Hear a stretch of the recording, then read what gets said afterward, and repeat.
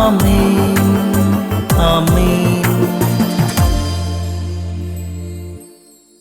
യേശുവിൻ്റെ ഏറ്റവും പ്രിയമുള്ള കുഞ്ഞെ, റോമാലേഖനം 16:4 പൗലോസ്ലീഹ പറയാണ്, അവർ എൻ്റെ ജീവന് വേണ്ടി സ്വന്തം ജീവൻ പണയപ്പെടുത്തിയവരാണ്.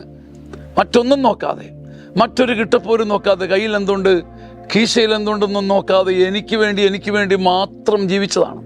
പൗലോസ്ലീഹ ഈ ഓർമ്മ മനസ്സിൽ പാലമൃത് പോലെ സൂക്ഷിക്കുക. തനിക്ക് വേണ്ടി, തൻ്റെ ജീവന് വേണ്ടി സ്വന്തം ജീവൻ പണയപ്പെടുത്തിയവരെ ഒരിക്കലും ഒരു നിമിഷവും മറക്കാത്തൊരു മഹോന്നത മനസ്സ്. പലരും നമ്മളെ സഹായിച്ചിട്ടുണ്ട്, വളർത്തിയിട്ടുണ്ട്, ഒരുക്കിയിട്ടുണ്ട്. പക്ഷെ നാം മറന്നു പോകുന്നു.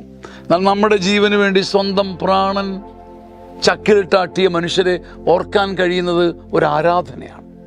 നമുക്ക് വേണ്ടി ഒരിക്കലെങ്കിലും ഒരു തുള്ളി ചോരയെങ്കിലും പൊടിഞ്ഞവരെ മറക്കാതിരിക്കുന്നത് സ്തുതികീർത്തനമാണ്. ഒരു നേരമെങ്കിലും നമുക്ക് വേണ്ടി നോമ്പ് നോറ്റവരെ നെഞ്ചോട് ചേർത്ത് പിടിക്കുന്നത് ധൂപാർപ്പണമാണ്.